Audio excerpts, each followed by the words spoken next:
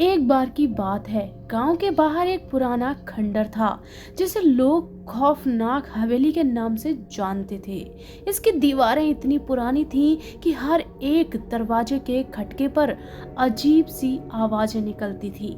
गांव के लोग इस हवेली के बारे में कहानियां सुनाते थे कि यहाँ रात के समय अदृश्य शक्तियां घूमती हैं। राधिका, जो कि एक साहसी लड़की थी, उसने तय किया कि वह एक रात उस हवेली में बिताएगी।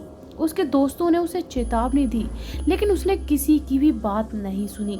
उसने सोचा ये सब सिर्फ अफवाहें हैं। एक रात राधिका अपनी टॉर्च लेकर हवेली के उस ओर बढ़ी।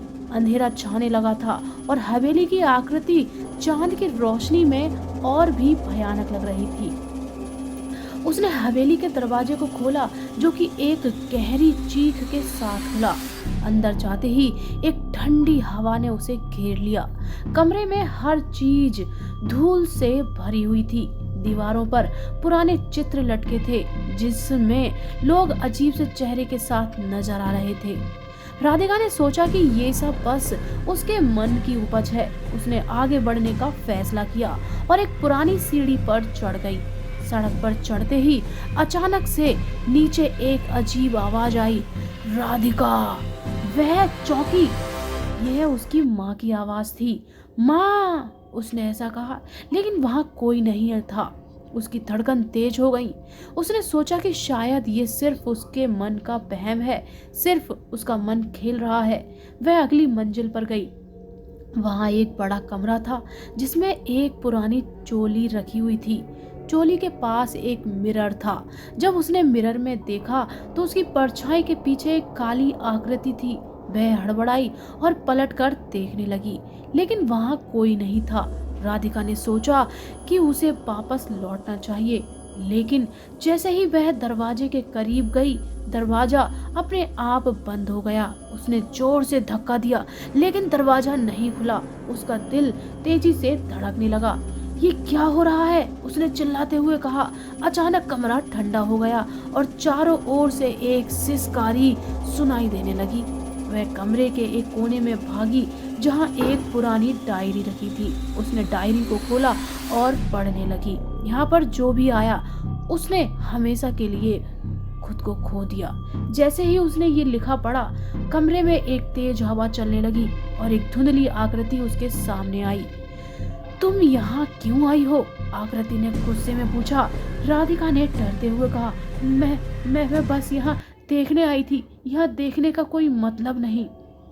तुमने मुझे जगा दिया है, आकृति बोली। राधिका समझ गई कि ये हवेली केवल एक खंडर नहीं, बल्कि एक शापित जगह है।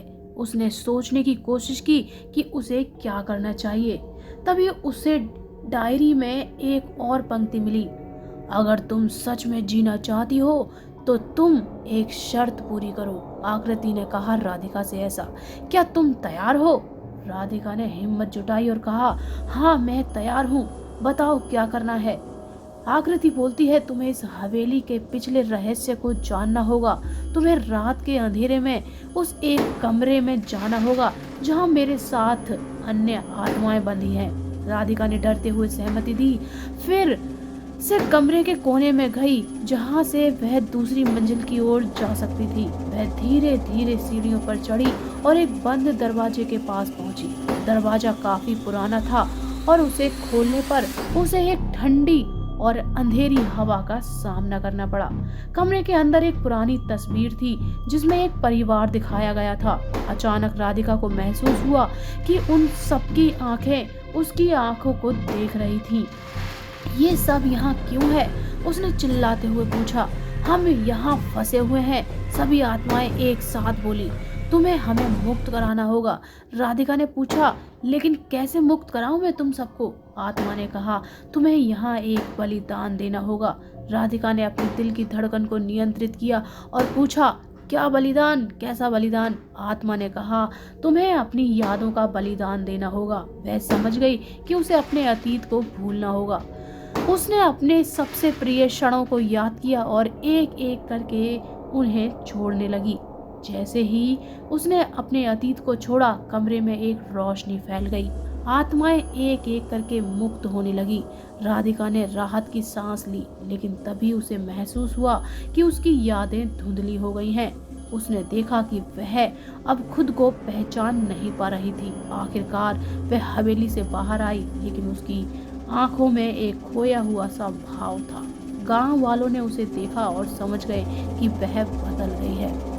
उसने अपने अनुभवों को किसी से नहीं बताया। अब राधिका हवेली के बारे में सोचती भी नहीं, लेकिन कभी कभी जब रात होती उसे उस खंडर में बंद हुई आत्माओं की सिसकियां सुनाई देती थी। तो दोस्तों, कैसी लगी हमारी कहानी कमेंट करके जरूर बताइएगा। और अगर कहानी अच्छी लगी हो तो वीडियो को लाइक करके चैनल को सब्सक्राइब जरूर कीजिएगा।